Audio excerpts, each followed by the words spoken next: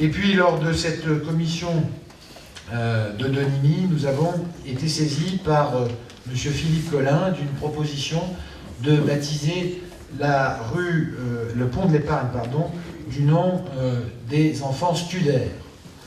Alors, je rappelle à la fois l'histoire de ce pont de l'Épargne et des enfants Studer. Ce pont de l'Épargne a été construit en 1908. Bien que dynamité une première fois par les Allemands, pendant la guerre, il était présent, il était encore debout au moment de la libération de la ville, et c'est par ce pont que les soldats américains sont arrivés sur la rive droite de la Meurthe, puisqu'ils venaient de Tintoul. C'est donc un lieu hautement symbolique.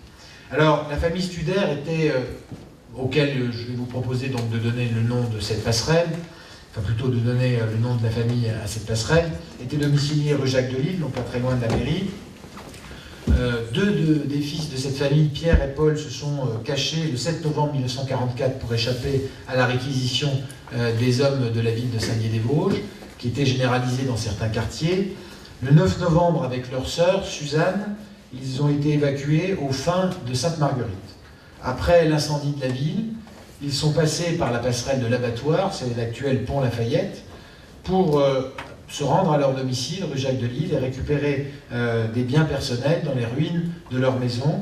Ils ont été surpris par une patrouille allemande, et Paul Studer a été abattu d'une balle dans la tempe, ainsi que d'autres personnes arrêtées dans la cour d'honneur du collège de l'époque. Pierre Studer a été poursuivi par les Allemands dans toute la ville. Il a reçu 8 balles de pistolet à bout portant, mais il a réussi à regagner la rive gauche vivant. Quant à Suzanne Studer, qui a été emmenée avec d'autres civils, elle n'a été relâchée par les Allemands qu'à Provenchères. Madame Studer, je précise, mademoiselle de Suzanne Studer, que beaucoup ont connue comme professeur d'allemand à Saint-Dié-des-Vosges, et il en fallait du courage pour enseigner l'allemand quand on avait cette histoire-là, et cette histoire familiale-là.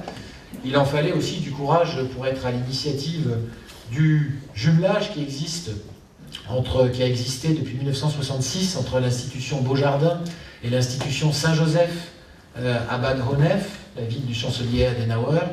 Depuis 1966, ces deux établissements sont jumelés, et c'est Madame Studer qui a pris l'initiative de ce jumelage, en tout cas qui l'a animé au début, les premières années.